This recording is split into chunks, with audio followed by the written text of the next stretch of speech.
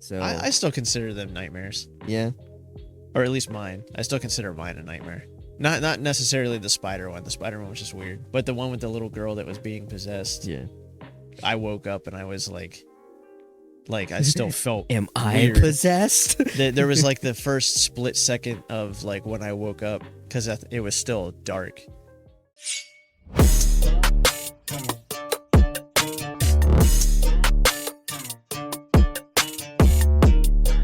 In 5, 4, 3, 2. I'm bulletproof. Oh no! Nothing to lose. Fire away. Fire away. Ricochet. Is that the I'm titanium? Sorry, we just watched Megan. So Yeah. Twice. Megan's the girl that sings at the party when no one asks her to sing at the party. Welcome back to another episode of ShinoBroz podcast. I'm Sly. I'm Wade. And we talk about everything and anything. Stuff and things and whatnot. Yeah. Oh, I'm crying. That was too funny. It shouldn't have been that funny. We have yet if you haven't seen Megan yet, go watch it, and it'll be just as funny to you. But apparently Megan 2.0 is not doing so well in the box office. No, it's not. That's why they're pulling it from movie theaters to make room for other movies. They're pulling it already? They're pulling it already. Are we going to be able to see it? It's only been 2 weeks. So that's a question for off the podcast. But I would still like to see it. But apparently it's not that good, which, I mean, I can understand. It's part 2 is usually never better than part 1 unless it's Rush Hour 2. No, that's not always true. I say Rush Hour 2, I think is everyone's favorite. I think they had a good thing going, a new and original thing. Yeah. And then they kind of like saw how popular it was, and then they kind of tried to make something else. I don't know. It like the first one kind of. No, never mind.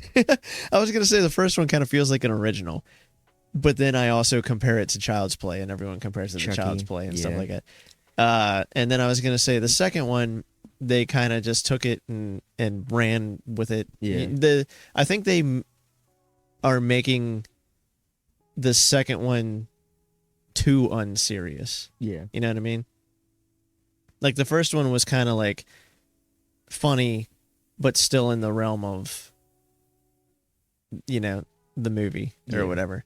And then the second one just seems like they're just cheesing it all the way instead of kind of taking themselves a little bit seriously. And also it's basically Terminator 2 with fembots instead of.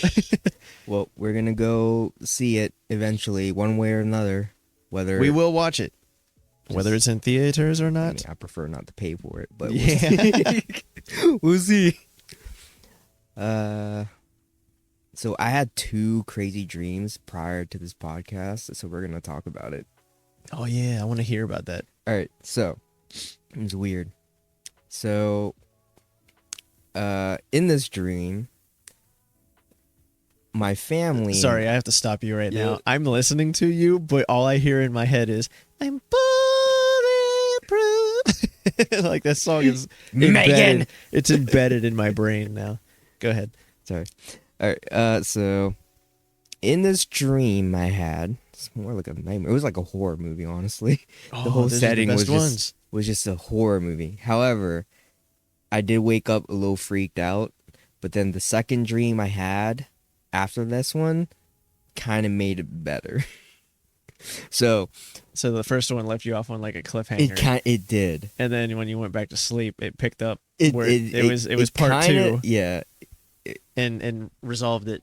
Okay, so in this first dream it was a roller coaster. So moved into this new house with my family. Everything was fine until one particular night.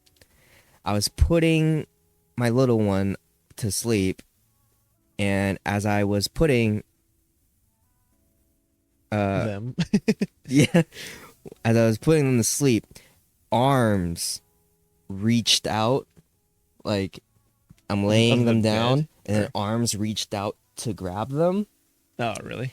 And I pulled my kid away from it immediately. I'm like, what the fuck? And then I grabbed Brooke. No, beds don't have arms. Yeah, I grabbed Brooke and then we ran downstairs to, I guess this would, because like there's a living room and then there's like a dining room, I guess. So we were in the dining room. There was a couch in the dining room, so we were just sitting there. And it was like me, Brooke, our little one, and Pam and Rick, which is Brooke's parents. And let's see, where it is. And then we went down to the dining room, and then Brooke and I went back up to investigate. Cause we went back in the room and there was like nothing there. But obviously there's something there. Yeah. So we were trying to ask what the spirits wanted. Then. So you just jumped straight to spirits? Yeah. When you saw arms coming out of the bed, you were just like, ghosts. Yeah. Ghosts, what do you want? What else could it be? Okay. So immediately we asked what the spirits wanted. And then this is when it gets fucked up. A little blonde girl, about 3 years old, 2 or 3 years old, appeared with blood on her mouth, holding a glass shard, like just a piece of glass. Oh, she jokered herself. Yeah. And we were just like, hey, what do you want? And the little girl says, I want to cut her, which is talking about my little one. Yeah. And I was like, the fuck you will. And then she looks at me and like directly into my soul and says, the man over there wants to cut you. And like smiling with blood on her face. And I'm looking over and I'm just like, there's nobody here. So there was no other person in the room. So we ran back downstairs. Pam, Brooke's mom, couldn't believe what was going on. So she wanted to see the ghosts. So me and Pam went up to investigate. I went with her. We went back up into the room upstairs to see the little girl. Pam got scared, ran back downstairs. Then, so the whole family's sitting in the dining room on the couch, and we're trying to figure out like what to do next. Like, what the fuck do we do? We just moved in. So I started thinking. In my dream, I was thinking about saging the house. But as I thought that, I heard water running upstairs. So we ran upstairs to the top of the steps. Right? Ran upstairs to the top of the steps. And how the steps works is there's the steps, there's a door, and then the hallway, and a bunch of rooms. And then the room was at the end of the hall. Oh, you're going to be like, how the steps work is it You goes are up good. and then over, and then up and then over. So we're at the steps, right? And as we're still at the top of the steps, we look down the hallway, and the door between the steps and the hallway shuts, like slams in front of us, closes. And so we start fighting the door to open it. Yeah. Which I don't know why. I'm not that curious. I already know what's in there. I'm good. I should have walked away. No, you can stay in there. Yeah. Lock the door, actually. But from the outside. Yeah. So the door slams shut and we start fighting it to open it. Once we open it, at the end of the hallway, to the end of the hallway, the door starts slowly opening, and there was a bed there. And then we see Pam, Brooke's mom, walking slowly like she was like mind controlled. Yeah. And I'm like, she's just being pulled in. What the fuck? She was just right next to me. Why are you there? I'm like, Pam, what are you doing? And then Brooke's there with me, and we're like, Pam, come back. What are you doing? Come back. And then, so Pam's walking slowly towards the bed, like she was mind controlled. Then the little girl appears, and the little girl in between you two, or like in the door. No, so she's like holding Pam's hand. Oh, like then, beside her. Yeah, okay. And then Pam lays on the bed, and then the little girl gets in the bed with her, and then I started connecting the dots. Then I started being more aware of where I was in the dream, because I started looking around. I'm like, this looks familiar. Why does it look familiar? And here is the plot twist. It's the Amityville horror. No. Okay. It's my old house from Ohio. Oh, cool. That freaked me out, because I'm like, this looks like the door, the hallway, Yeah. the room at the end of the hallway. I'm like, this is my old house in Ohio, where all the hauntings happen. Yeah. And I was just like freaking out. I'm like, I'm standing at the top of the steps. I'm looking down the hallway. I'm realizing all of this, and like it was like broken slow motion, telling her mom to come back. Like, Mom, what are you doing? Come back, come back. No. And I'm realizing all of this, and that's when the man appeared. The man appeared on the other side of the door of the room and looked at me and closed it. And I'm just like, oh, she's dead. She said, my mother-in-law is dead. That's and I yeah. Oh, no. Yep. And then I woke up and I was just like, one, I don't like having dreams inside that house. Yeah. Because of when I used to live there.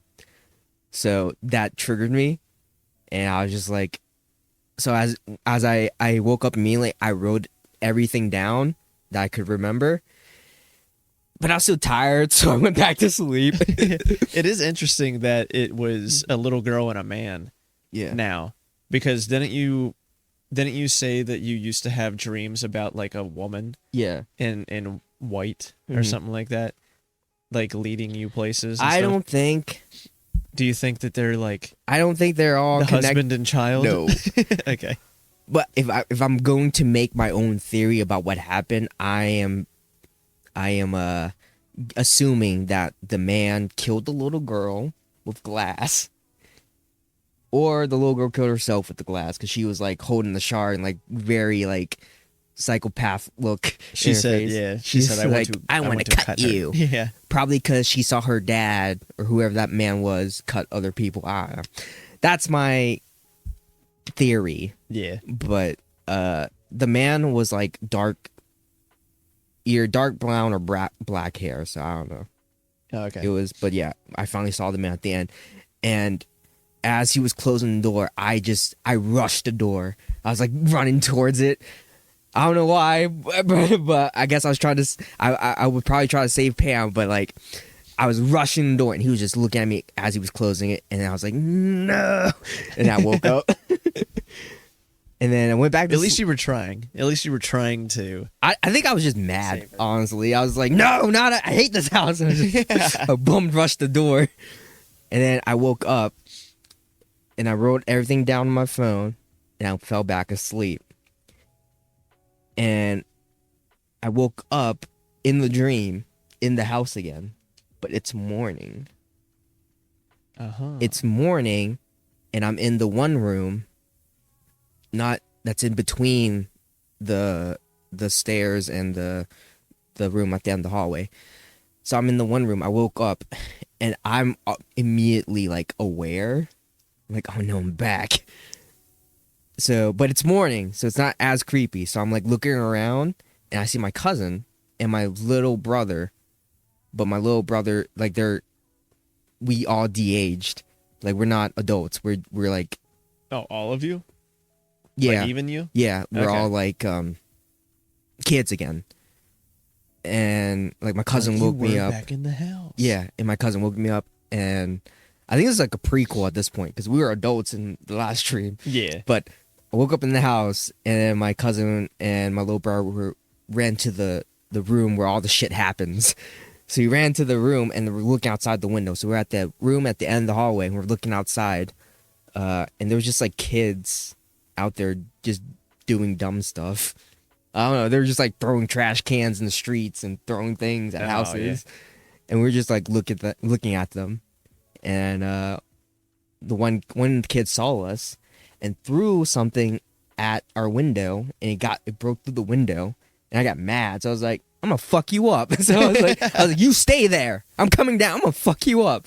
And I started running down. My cousin's like trying to stop me. He's like, no, what you gotta do? It's like, I know jujitsu. I'm gonna fuck him up. And then I ran outside and I woke up. That was it. Oh, okay. But that was it. Oh, so it didn't actually like continue. No, it was more like a prequel, if anything. Yeah. But that is still a weird dream. It was like it happened in 2 different timelines. I don't know. But yeah, that was my 2 dreams. I don't know. I guess we'll see what happens with my 3rd dream. First dream would make an awesome video or movie or something like that.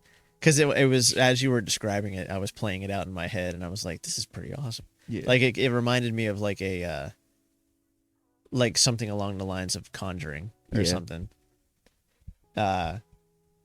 It's funny that you say that your dream had a scary little girl in it, because I also had a dream 2 days ago, I think, with a scary little girl in it. I had a dream yesterday where I was at my dad's house. I have this thing of like, I'll dream of familiar places, but the familiar places will be like vastly different than they are in real life. Mm-hmm. Like the upstairs, or I was at my dad's house, and the upstairs was kind of normal, but everything was like a little wider, and like the rooms were bigger.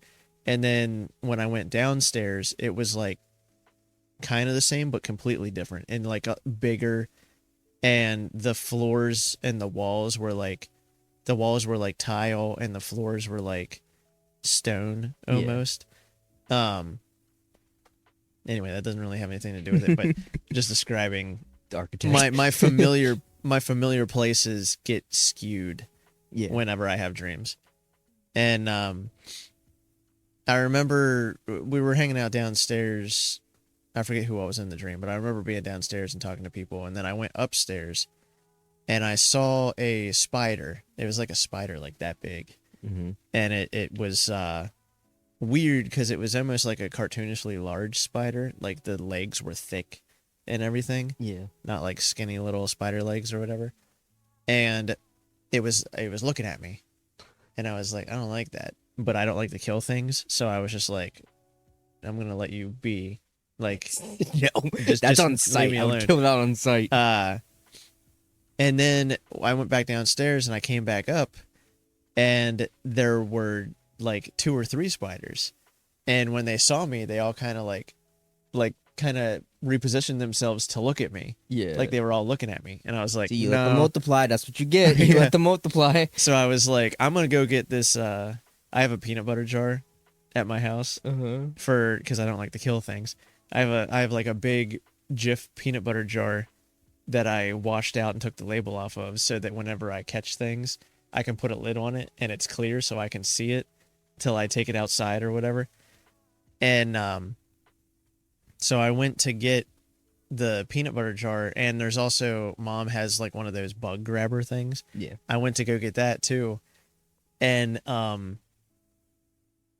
when I went to find it, and I came back, there was like a bunch of them, and I was trying to like get to the other room. Like they were just like in the living room up on the ceiling, crawling around, and one was like starting to hang down. So I went around, and one of them jumped off and landed in my hair, and it was kind of freaking me out. I was like, no, like trying to put my hands in my hair to not let it get towards my scalp, and like trying to fling it out and stuff.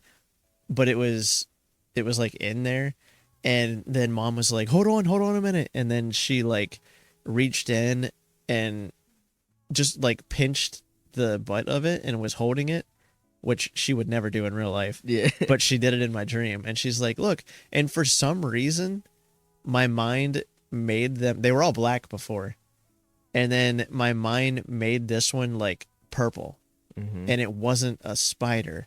It was like a big 4-legged, like it didn't have 8 legs like a regular spider. It had 4 legs, and they were like, it looked like almost you know those things, those bugs that have the sticky pads on their feet? Yeah. And you would throw them at the wall and they would kind of like flop down. Yeah. It looked like one of those, but alive. And then I was like, ugh, and then that was a weird one. But the one that I had 2 days ago, I was at my grandma's house, and another familiar place that was vastly different. The rooms were bigger, and some of the rooms upstairs were like just way different. Looked like, I don't know, the one room almost looked like a princess room in a castle or something like that. And I remember we were all just hanging out, and we looked out the window, and down there's like a little hill down to the bottom where the driveway is. Mm-hmm. There was like a little pond down there, and the pond had fairies flying around it. And I'm like, oh, that's weird. And then for some reason, I went to go, like, they were like different color fairies, like like Tinkerbell, but different colors. Yeah. And I went down there and I was like, are you guys real or something like that? And then one of them talked to me. One of them flew up and like was whispering in my ear. And she's like, yes. And we also grant wishes. And I was like, oh, cool. So I made a wish. I don't remember what the wish was. Uh-huh. I made a wish, and it was just something small, and she granted it. And I was like, oh, shit, this is real. Like, they actually grant wishes. Yeah. So I went to tell Mom. I'm like, hey, don't tell anybody else, but, like, those fairies down there, they grant wishes. I don't know if they'll grant you one, but, like, I mean, I don't know if they'll, like, how many they grant, but I would try it out, you know? Yeah. And then I was trying to think of, like, other wishes that I would ask for if they gave me another one. Mm-hmm. And then all of a sudden we were going down to the other, or to the lake again. And there was just this little girl standing there. The fairies were gone. The fairies like flew away, and this little girl was there. Can you describe the girl? Is that what you wish for? A little girl? The little girl looked exactly like. Have you ever seen Signs? No. The movie Signs. Okay. Think Matilda. Have you ever seen Matilda? Mm-hmm. Think Matilda, the little girl that played Matilda. Yeah. But longer, light brown hair, and also her skin was pale, and she had like bags under her eyes. Mm. And because like she kind of looked exactly like the girl from Signs, because she's sick. Spoiler alert: the girl from Signs is sick, and she's like throwing up and stuff. But she looked like her exactly, and she had a knife, like a big knife, Oh. and it was probably from your dream. She came over to my dream. She's like, "I'm gonna cut you," but no, she was there, and the fairies were flying away, and then they kept saying like, no, she's evil, she's possessed or something. And then a guy who I didn't know, I think was her dad or whatever, tried to come up and get her and to like talk to her. And she was like, no. And then she slit his throat, and he just like fell over and died. And like all of us that were outside were like, oh, we need to get out of here. Oh shit. So we ran inside and we looked out the window. Like we locked the door and we were just looking out the window. And she was like trying to get in, banging on the window and stuff like that. And we're like, no, go away. And then I forget, someone in the room said something about her. And then she just took the knife and turned it towards herself and stabbed herself in the throat and died. And then I'm like, okay, we don't have to deal with that anymore. Because they said she was possessed. There was nothing. None of us are priests. We'd have no way of getting her unpossessed. So she killed herself. Good. Problem took care of itself. And then I forget what all happened in between there. There was like a time jump. And then we were doing something. And then there was another girl, a little like older. Yeah. And she started looking sickly and everything. And then she was like, she had some kind of knife or said she was going to kill us or something like that. And I was like, no, it was, the little girl was possessed. And when she killed herself, whatever possessed her Someone else. came out and went to someone else. And now they're trying to kill us for some reason. No. And then I don't remember what happened and I woke up, but it was like weird. It's probably for the best. Yeah. Because he's just going to keep killing himself until he kills everybody. Yeah. Yikes. But no, it was just weird that the two dreams had little girls that wanted to cut people. I have to find a good thumbnail for this. Yeah. No, I'll try to. And then I had another dream that was actually pretty fun. It had my cousins in it, and we were just hanging out. It was like a regular Sunday that we used to do and stuff, but I don't know. Just that one was weird. I don't have too many nightmares anymore. So it's funny that I had 2 weird dreams in a row. Yeah. You know what I mean? I wouldn't consider like what happened in our dreams were like scary in a sense, but I wouldn't consider them nightmares. I feel like nightmares, you have to wake up in a cold sweat. Like someone's got to chase you, someone's got to make you fear for your life. No, I did wake up and kind of feel weird. Yeah. Like I still had that feeling of like, what the fuck just happened? Anxiety or whatever. Yeah, but it wasn't it's different from like being terrified, you know? Yeah. That's like when like when a jump scare is happening and it happens and you jump. Yeah. That's what I consider a nightmare. What we had was weird, but it wasn't scary. I don't know. Like nothing happened to me really. Yeah. So I still consider them nightmares. Yeah. Or at least mine. I still consider mine a nightmare. Not necessarily the spider one. The spider one was just weird. But the one with the little girl that was being possessed. Yeah. I woke up and I was like I still felt Am weird. I possessed? There was like the first split second of like when I woke up because it was still dark. And I was like, huh. Like I looked at the time and it was like 5 o'clock in the morning or something like that. And I'm like, all right, I'm going to go back to bed then, I guess. And then I had another dream after that. And that dream was kind of cool. It was just me and my cousins hanging out. But, I don't know. Spooky dreams. Oh, I was going to look up the, sorry, I keep hitting the microphone. I was going to look up the little girl from Signs. Not Signs. I kept saying Signs. It was freaking Sixth Sense. Sixth Sense? Yeah. There was no... It wasn't the little girl from Signs. It was the little girl from Sixth Sense. I vaguely remember Sixth Sense. I think I've watched it like a handful of times. People who are listening and they're like, Signs? The little girl in Signs wasn't sick? There wasn't a little girl in Signs. I don't know. There was a little girl in Signs, but she wasn't sick. The little boy was sick. Not sick, but he had asthma. Anyways, I am tired. Jesus. While Wade is looking that up, I'm going to pivot the conversation and talk about this lady who's 77 years old. Scary lady? No. So there's a 77. She's 77. She's a retired teacher from California. She has traded her retirement home for a life at sea. Oh, okay, cool. Have you heard about that? That's the girl from... Yeah. She looked like that, but not throwing up. Yeah, anyways. Yeah. Sharon Lane moved onto the Villa Vi Odyssey, the world's first perpetual cruise, saying it's actually cheaper than living in California. Well, that's not saying much. She boarded in June and plans to stay for the full 15-year journey, which will visit 425 destinations across 147 countries.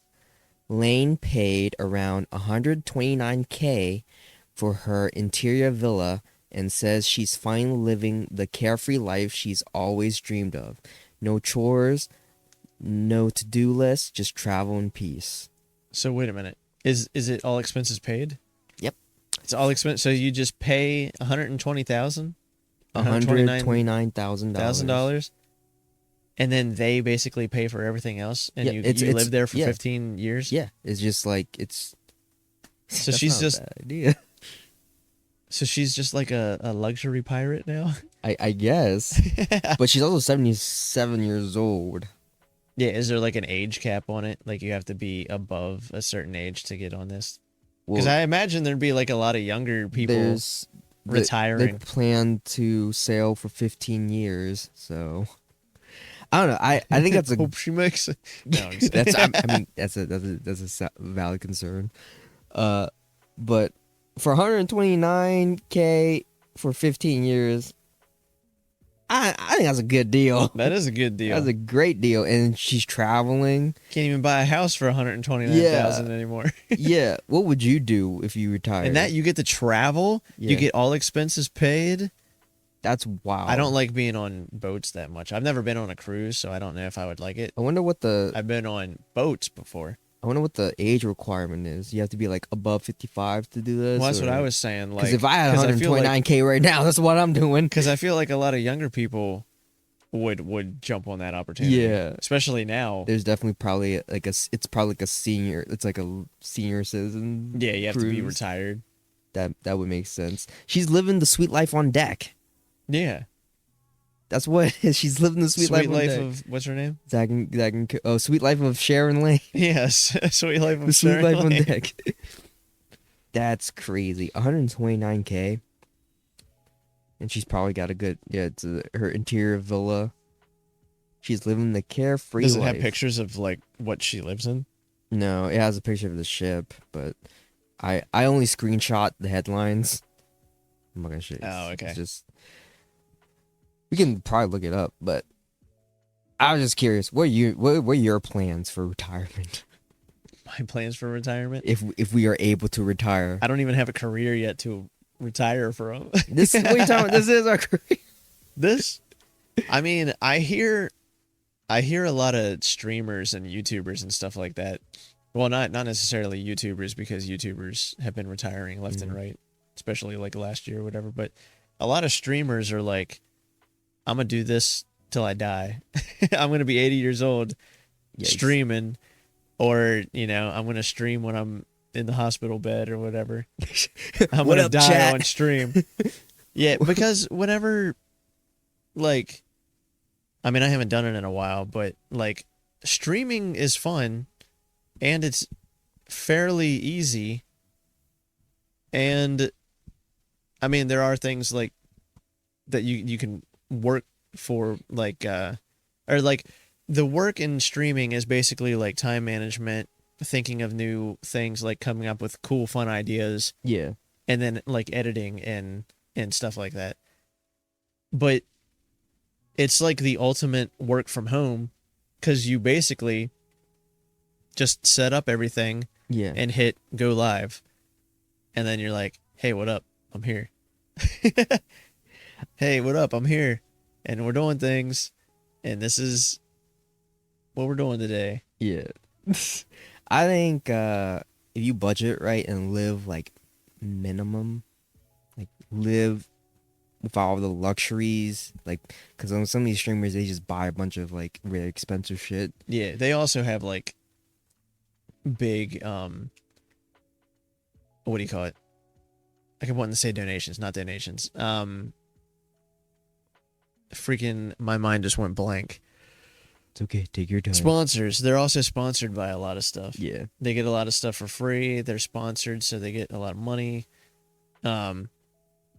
Depending on how big they are and stuff like that. If I was a streamer, they invest. Yeah. A lot of them invest. If I was a streamer, I would live minimum and just make a whole bunch of money and retire after like 5 years. Yeah. Like, what would you do after retirement then? Just travel, do things I want to do. Okay. And so you would have to make a lot of money. Yeah. To live off of that. Exactly. Yeah. Which I'm not gonna do it. See, I think I'm in the boat of the people who are like, I'm gonna do this forever, because I like stuff like that. Yeah. So I feel like, plus you're just like talking to new people every day. See, that's the thing with being in this space, being a creative. There's, unless you have like a really solid fan base, it's hard to survive in this creative atmosphere, because it's an oversaturated market for sure. Yeah. A lot of people are doing the same thing. A lot of people are just... It's oversaturated, but I also feel like it's still booming. Yeah. You know what I mean? You can make one clip that goes viral, gets millions of views. Like, I don't feel like there's any shortage of people who want to watch other people. Yeah. even if it's just like background noise or whatever. Yeah. But it's one of those things where like you can make one video and it goes viral, millions of views. But then you got to keep up with that. Yeah, and then the next day it's back to 100 views. It's weird. It's weird. It's I don't know. It's kind of hard to survive in this space. I can see it. Like even the OG YouTubers that I still watch, their views aren't the same. No. And it's not for lack of trying. It's just that there's so many options, so many people to watch that it's not concentrated to like these 10 people. Because new people are just gonna pop up. Next year is gonna be a whole new set of streamers that are famous. That's like whenever one of my OG YouTubers that I was watching was talking about VidCon. Yeah. Or something like that. And they were like, they went down the roster and they're like, I don't know any of these people. Yeah. It's wild. I don't know anyone on the roster. But that's the space, you know. Which is fine. There's nothing they're wrong always with that. looking for the younger, more whatever makes you go viral, you know. They're looking I don't like for the viral new talent. I'll say that new talent. They're looking for new faces. No, yeah, you're talking promote. About. Yeah, like that. Because I'm just like, I would rather build slowly than go viral any day. Yeah. Because when you build slowly, you have people who actually like know you. Yeah, you have a community that you can interact with and everything. When you go viral, then everyone and their mother. Everyone knows you for this one thing. They don't know you. They know this one thing that you did. Yeah. And then it was kind of the same thing of like why people blow up so much on TikTok as opposed to like other platforms and stuff like that. Yeah. Like YouTube and stuff. It's because whenever you ask people like who their favorite YouTuber is, they'll give you like a name. But if you ask someone who their favorite TikToker is, they're like, "What?" They're like, the guy "I like that one video. Thing. Yeah, I like this video that I saw." But I like who knows TikTokers really? Who, unless they're like, you know, YouTubers who also have TikToks. Yeah, you don't really know TikTokers. And there's it's easier to go viral on TikTok. I would say you get more views on TikTok, but it's also because it's just like scrolling, you're just doom scrolling. Yeah, they're not really gonna look at your page for anything, which is unfortunate. But like a lot of people, unless you do, some people do. A lot of people who do music go viral for their songs on TikTok, but then if they have like a show or a concert or anything, their audience is dead until that one song from TikTok plays. Then it's like, oh yeah, let's get hyped and lit. But then they don't know any of the other artists' songs. Yeah. So, there's pros and cons. You just gotta know how to capitalize on it. But it's hard. That's the dilemma of being a social media creator. Like even I get burnt out.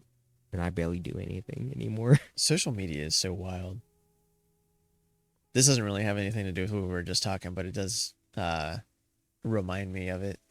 My dad was like, he was like, they just made a remake of a movie that was fairly.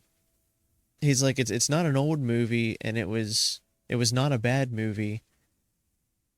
And they remade it. It's like, why are they remaking it? And I was like, what movie was it? And he was like, oh, I think I Know What You Did Last Summer or something like that. And I was like, oh, okay. I mean, you be the judge if it's a good movie or not. But I was like, with that, I don't really see it as a bad thing that they're remaking movies like that, because it's like an update. Yeah. It's not like erasing remakes are never erasing the old movies or old things. But I was like, stuff like that, you know, they want to make it more modern. That was in the 90s. Yeah. Now you have cell phones, you have social media and stuff like that. It's like, how are you going to update it? Mm-hmm. Like it's the same premise, but in newer times. Yeah. In today's time. Which is kind of like stupid. All the like updated remakes, I guess remakes. They always gotta do the iPhones and tablets and social media and make it like cringy. Yeah, it does kind of make it cringy, but it does make it like more in today's times. Yeah. Like, what would it be like in the age of social media if someone was hunting you down and and potentially killing you or whatever? People are gonna stop and record you. They're just driving and then they hit the guy and like rolled over, and it's like, pull out your phone, like, oh dude, sick. Dude, we just ran over this guy. Yo, chat, we are so cooked right now. I'm gonna get 10-5 for sure. What up, it's your boy Wade Morgan. But he came out of nowhere. It's so stupid, but that is what happens now. Anything for views. On the podcast, be like, what up, it's ShinoBroz. So we're gonna talk about that guy we just hit the other day with our car. We think he's dead. I don't know. We just kind of pushed him in the ditch.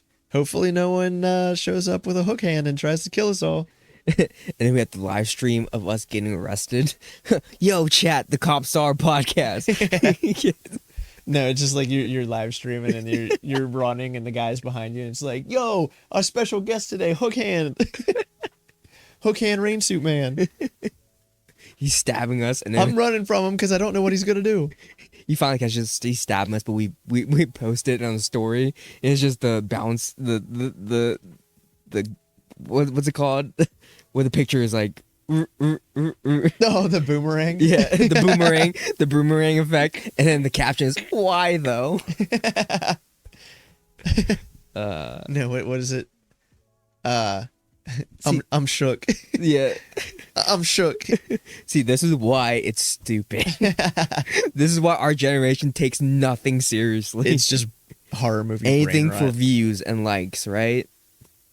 Oh man, we're so cooked as a whole. But yeah. No, there's movies that are good movies that are older that I don't mind them remaking because it just updates them for the new times. Yeah.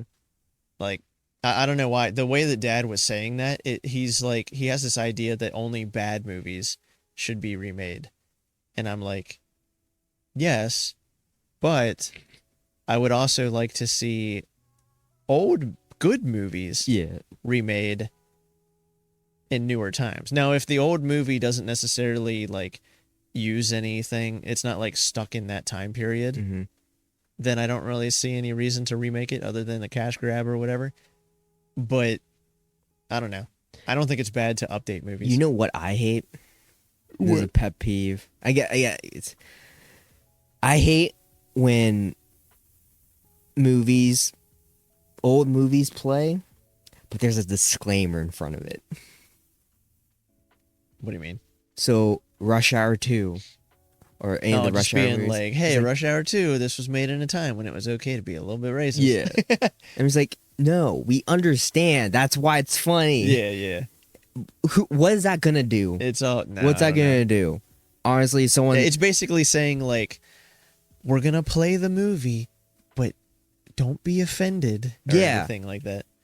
But what's gonna happen? If someone does get offended, they're gonna go like, this movie's blah blah blah. You know what's gonna happen? A bunch of people are gonna comment like, yeah, because it's from a different time, you fucking idiot. Yeah. It's just and it's times have changed. It's still kind of funny. Yeah. It doesn't make it any less funny. And it's just always those social media. That's a lot of the stuff though. And I saw something, this might make some viewers a little angry or whatever, but I think it's true. A lot of people it's kind of a two-way. A lot of people that are online are more neurodivergent than not. So a lot of them are like autistic and can't read like sarcasm or don't know context or something like that. So it's like whenever someone says something sarcastic or says something as a joke or whatever, a lot of people would take it seriously. Mm-hmm. And whether they're not neurodivergent or not, like I feel like that's a lot of stuff gets taken out of context. Yeah. And it's like, if you know the context, then it changes. Context is key. Yeah. Context makes everything like what it is. Here we go. I'm about to get canceled. Here I go. I was gonna say, like, our friend group makes racial comments all the time and stuff like that. Watch it. What? I don't know what he's talking about. I mean, I do at least. I don't know what he's talking about. Don't help yourself here. Wait. No. But that's the thing. But here's like, okay. Here, I'm about to get canceled because everybody on social media wants to have some kind of quote unquote problem. Just so they have something to talk about. Oh, I'm autistic. Yeah. Oh, I have anxiety. Maybe you do, maybe you don't. Who the fuck cares? Because I'm tired of those people that do it and make it their whole personality. Yeah. And it's kind of like obvious. When people like that say that, and then I'm like, all right, what are you gonna do about it? Yeah. Like, do you like having anxiety? Do you like being Are you the using victim? it as a crutch? Yeah. Stop making excuses. Are you trying to, like, I don't know. I said I'm gonna get canceled for this, and it's also like those. No, I get it too, but I hate those social media warriors because of those social media warriors. We have the disclaimers in front of old movies now. I'm like, shut the fuck up. Yeah. We watched it. We're fine. Yeah. Times have changed, but stop being a fucking advocate, because now that you're an advocate, I want you to be an advocate for fucking everything. And guess what? You're gonna fuck up. And something like, in my sense of humor, something that I love is whenever something is so offensive that it's funny, because you know that it's like not. That's the thing. Like, that's it's not. I was gonna say it's not real, but that's not what I'm saying. Like, that's where, like, when comedians are like, the joke is not the offensive thing that they're saying. The joke is that they think, like, the joke is that they're saying the offensive thing, and it's so ridiculous. See, Marlon Wayne said best. So, the movie White Chicks. Yeah. Who loves white chicks more than white chicks? If you're gonna be racist or anything like that, you have to make it funny for it to be funny. Yeah. You have to make the people that you're making fun of laugh with you. Yeah. Then it makes it funny. Then it makes it okay. You can't just be racist for shock factor. Then they're in on the joke. Yeah, they're in on the joke. That's what makes it funny. That's what makes it okay. And that's where context comes in. Yeah. But a lot of people like to not. A lot of people take things too seriously. And in today's world, you can't really do that. Because you're going to be... nothing is serious. Yeah, you're going to be sensitive about everything. If you live in the U.S., nothing is serious. Yeah, reality doesn't exist anymore, so why follow it? Yeah, we're all cooked anyways. So stop being so upset over the dumb little shit. Yes. Just laugh at it. Oh, it's so annoying. I hate people like that. Immediately, if I hear you... If I encounter people like that, I'm just like, all right, goodbye. I'm going to leave before I punch you in the throat. I used to, like, I consider myself pretty patient with stuff like that. Like,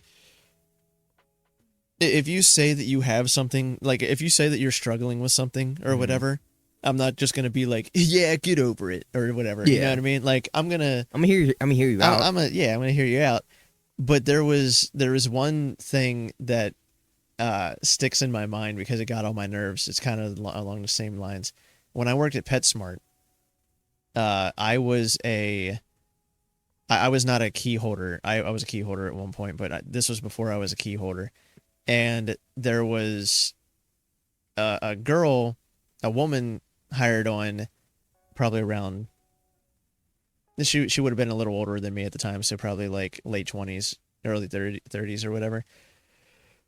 She got hired on for the manager position.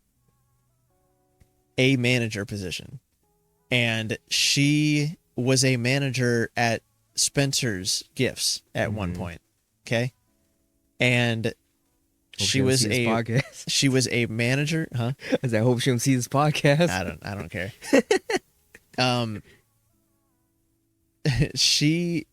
I remember it was like a rush, and she said that she has like anxiety and stuff like that. Yeah. And she there was like a rush of customers. I forget, it might have been like around lunchtime or something like that, so some people were gone, and I remember it was just me and her and maybe one other person on the floor or whatever. I was on the register, and I was basically like, running around doing stuff.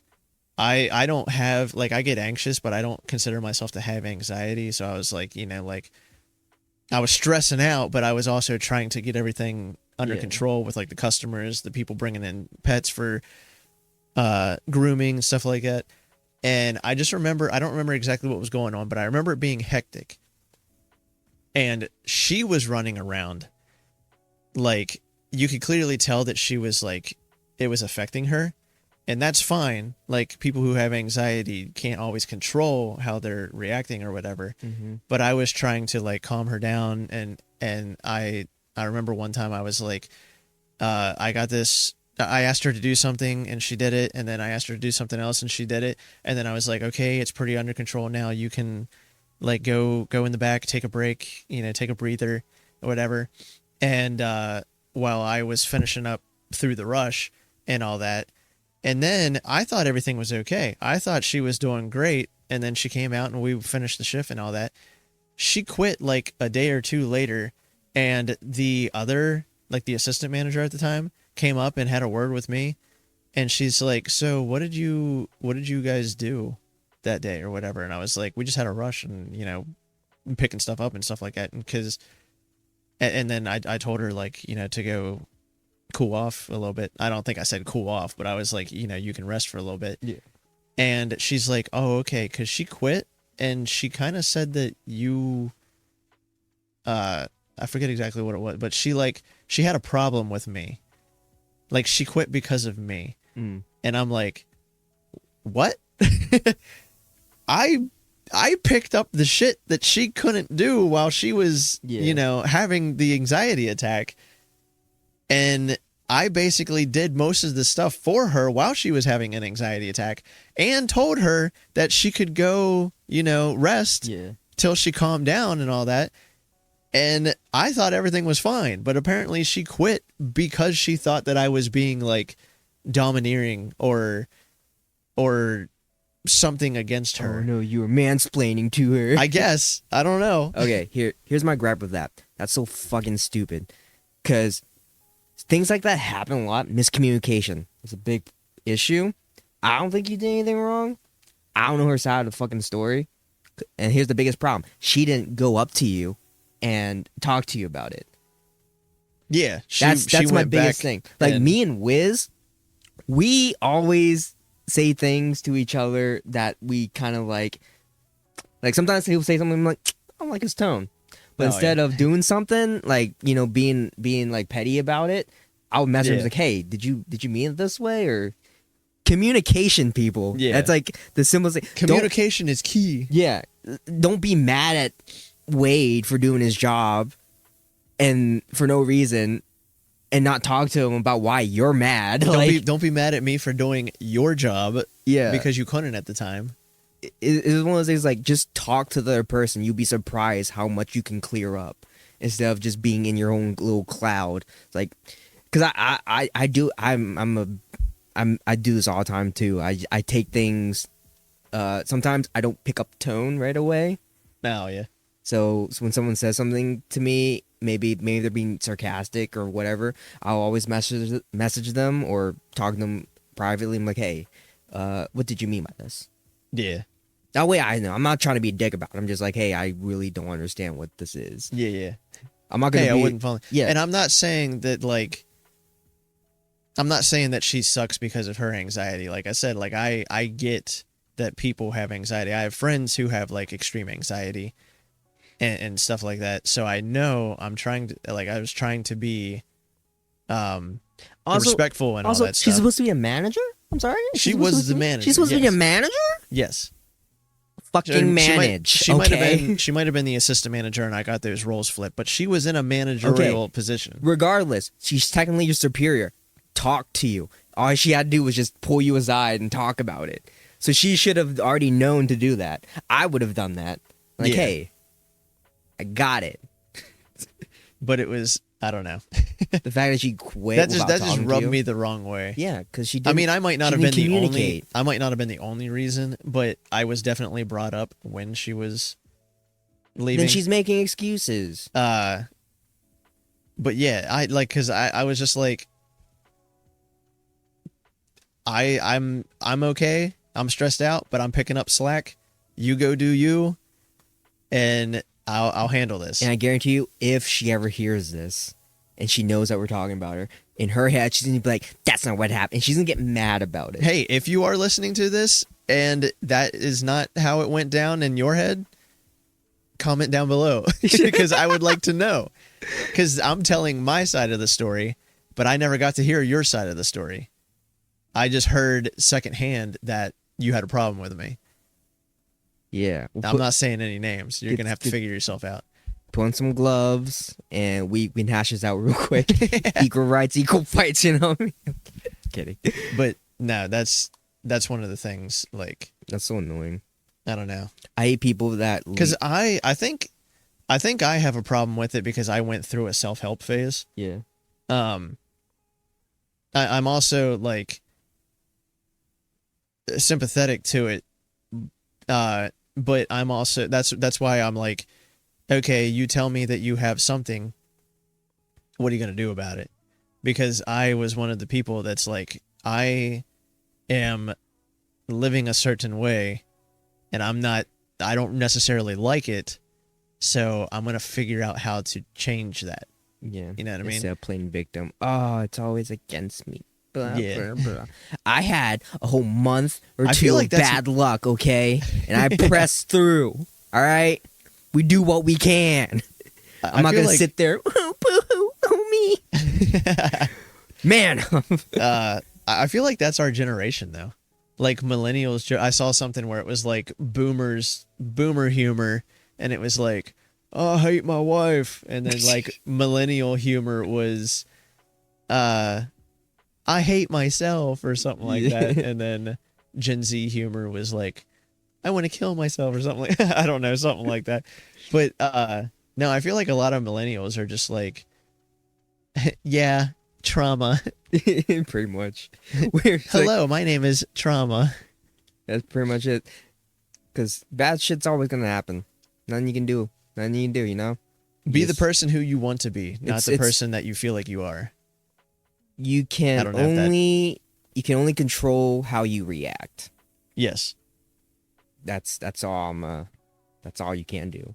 So don't make things worse. I was talking to I'm not really I don't mean this to throw my friend under the bus or anything like that, but my friend that has anxiety, they were saying if this is you and you're listening to this, I'm sorry, but it is a good teaching point or learning point or whatever. They were saying that they have anxiety around answering the phone. Mm-hmm. Like they don't like talking to people that they don't know and stuff like that. And then at their job, they had to answer the phone. And so when they would pick up the phone, first of all, they were like, no, I don't want to do that. And then whenever they started answering the phone, they had like extreme anxiety, but it was like, they would get through it or whatever. And now it was like, they just pick up the phone and they still have a little anxiety over it, but it's not as bad as whenever they started. Yeah. Like it's not because they practiced. Yeah. I feel like that's one of the big things with anxiety. Again, talking as someone who is not diagnosed with anxiety. But I feel like a lot of anxiety is fear of the unknown. Yeah. Fear of, like, your head makes up all these scenarios of things that you think will happen, but they're not actually things that have happened yet. I'll tell you right now, as someone that is diagnosed with anxiety, I had to take medication for it. I would rewatch old cartoon shows. I would refuse to watch anything new because you told me about it. because I only watched old things because I knew what was gonna happen. And I rewatched like all of Ed and Eddie like 100 times. Like literally it would just play repeat. Family Guy to a certain season. Anything but never passed because you didn't know. because I didn't know. And I wouldn't either I would rewatch what I already knew up to a certain season because I didn't know what would happen, or I would watch a show and they keep making new episodes, but I would watch it because it's familiar. Yeah. So Family Guy, I would watch new episodes because there's no real plot and I knew the characters. Ed and Eddie, I already watched all the way through, so I kept rewatching Ed and Eddie. What else did I would rewatch the same movies, Rush Hour 2, Step Brothers, because I didn't want to see anything new. So it took me... It was comforting. Yeah, it was comforting. I would eat the same foods for a bit. I did not like talking on the phone. I still don't to this day, but I can. But it's just one of those things. I had to step out of my comfort zone and had to work towards it.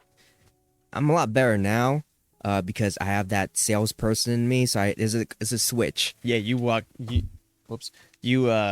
a sales job. Yeah, which is so like you have to talk to people. You have to talk on the phone. You have to. It's one of those things where it's like you got to pick your priorities. Like, yeah, I don't like talking to new people. I still don't to this day. I am kind of a quiet person out in public. But I can talk to someone new, no problem. It's just that switch. Like I still feel it sometimes, but I also think like it's also about perspective. Here's how I see it. That person you're talking to on the phone, you're probably never gonna meet in person. That person that you just met, you probably won't ever see him again. Yeah. So it's like it's one of those things where like you gotta stop caring about how other people view you because honestly, you're gonna be a villain in someone's story. You're gonna have someone's gonna talk about you. Maybe something they saw you do something stupid. Whatever, it happens. Chances are you're probably thinking more about what that person is thinking of you than that person is actually thinking. Yeah, you forget like there's everyone else. There's I forgot what theory this is called, but like when you're self-aware enough to know that everyone else that you encounter also has a complex story.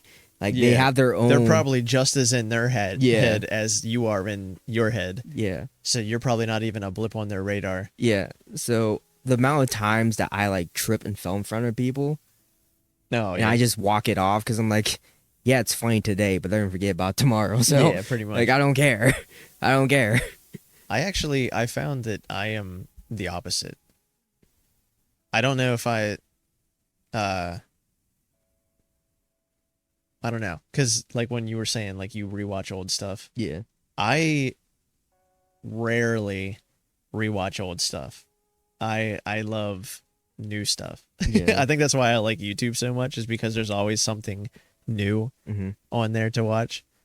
And I don't really have a problem with like talking to strangers. But I will say that is part of my self-help journey.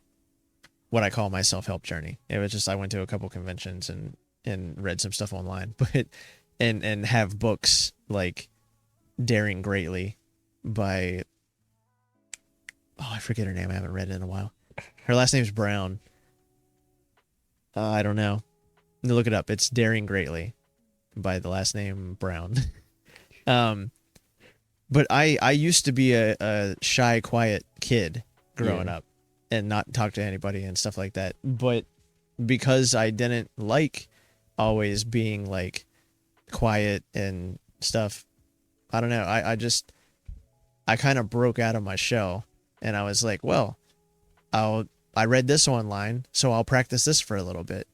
I don't like being in public. So I will force myself to say hi to people while I'm in public to kind of get over that. Like, I don't know. There was a time when I was like, because I think it all started when I Googled like how to talk to girls or whatever. But one of the things was I would just go and say hi to everybody. Or like if like you said, you're afraid of what people are thinking of you or whatever. Yeah. Do stuff to put attention on you, because when you do that, you find out that it's not that bad. Like a lot of this stuff is like, I know people with severe anxiety, the brain is basically telling them, I don't know if you're the same way, but the brain is basically telling them that it's painful or that they're going to die if something happens like that. Yeah. And then it's like, until you do it and that doesn't happen, and then you're kind of rewiring your brain to be like, well, that wasn't that bad at all. And then the more you do it, the more it's like, this is nothing. And then your priorities change. Yes, you guys. Or your thoughts change on it or whatever. You just gotta stop caring. That's my take on it. Stop. It's not that serious. Not everyone's gonna think like, ooh, what's this person doing today? You know, it's all about perspective, and just, again, you're gonna be a villain in someone's story. And if you do feel awkward and stuff doing it, then call it out, because everyone gets awkward. Everyone gets nervous. Here's my thing that really pushed me to be more like vocal about things, because I hate the feeling of someone walking over me. Oh, yeah. I hate the feeling of like, I let this slide and now it's rent free in my head, right? Yeah. And I go home, I'm like, maybe I should have stood up for myself. Now, when I get hit with those moments, I am so quick to be the aggressor. I am so quick for confrontation, because 9 out of 10 times, when you clap back, they stop. Yeah. I've had a lot of encounters where I felt disrespected, and so I stopped it right then and there. And guess what? It's worked wonders for me.